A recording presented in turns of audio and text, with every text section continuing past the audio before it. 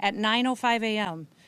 Central Time, the Department of Homeland Security law enforcement officials and officers were conducting targeted operations in Minneapolis against an illegal alien whose criminal history included domestic assault with intentionally inflicting bodily harm, disorderly conduct, and driving without a valid license. An individual approached U.S. Border Patrol officers with a 9mm semi-automatic handgun. The officers attempted to disarm this individual, but the armed suspect reacted violently.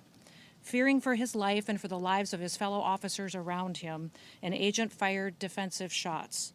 Medics were on the scene immediately and attempted to deliver medical aid to the subject, but he was pronounced dead at the scene. The suspect also had 2 magazines with ammunition in them that held dozens of rounds. He also had no ID. This looks like a situation where an individual arrived at this scene to inflict maximum damage on individuals and to kill law enforcement. About hundreds of protesters then showed up at the scene.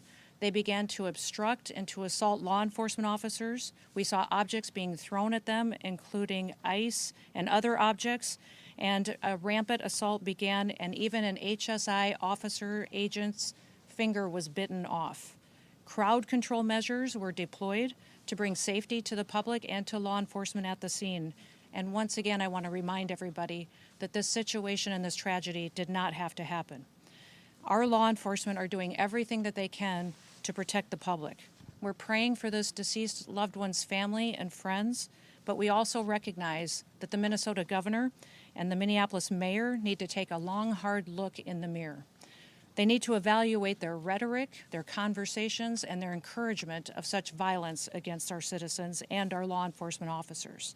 I'll remind you that Governor Walz today in his press conference said that our officers were not even law enforcement, which is a lie. He's called them the Gestapo. He's encouraged residents and citizens and violent rioters to resist. He's doxed their identities, putting themselves and their families' lives in jeopardy.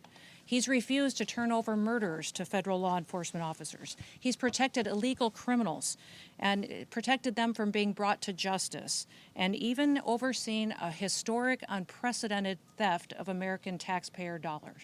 Tens of billions of dollars were stolen under his watch, and he allowed it to happen, and in some instances may have even facilitated it.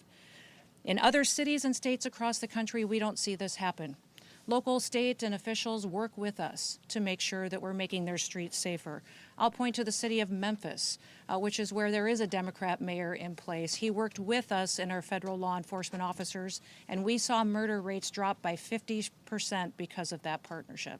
We've seen historic lows in the criminal acts that have happened in that city. We've had the same amount of law enforcement officers there, but a very different result because of the leadership in place.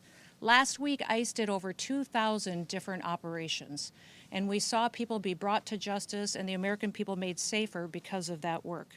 We don't have this problem in Texas or in Florida because those individuals in those states work with us, and they make sure that they keep peace and calm while they bring criminals to justice.